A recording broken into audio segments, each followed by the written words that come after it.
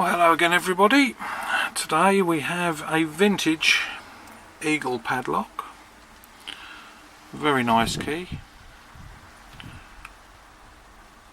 So they don't make them like that anymore. Right, it's a 4 wafer lock. Nothing particularly special. But that's not really why I thought I would show it to you. Because this is an aluminium lock. I don't know if you can actually see the number on there.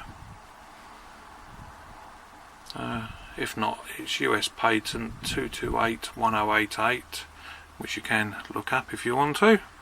Tells you all about it. But the interesting thing with this, if I can get some light onto it.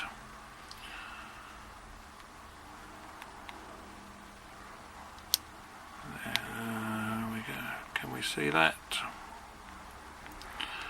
When we turn the key, the locking ball actually turns into the hole there, and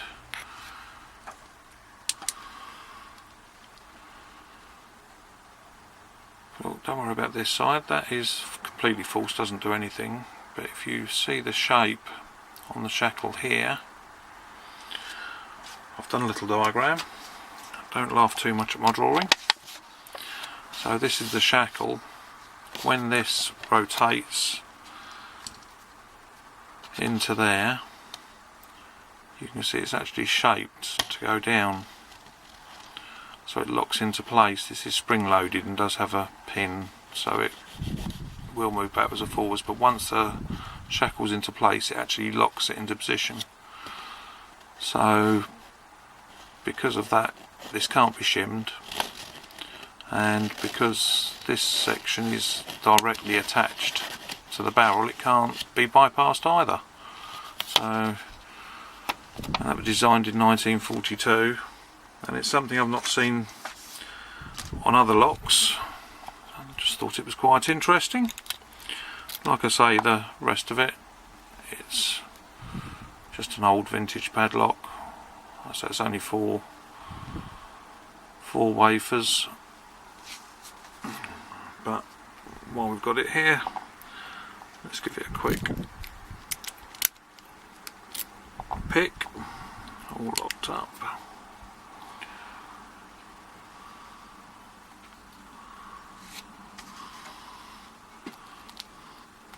Right, so like I say, there's just 4, just start at the back.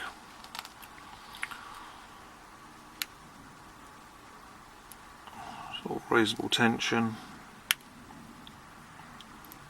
Work our way forward. And get on to number 1.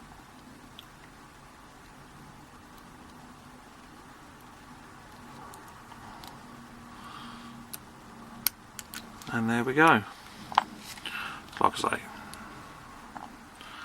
nothing special on the lock side. I just thought the mechanism for locking the shackle was quite interesting. You might like to see.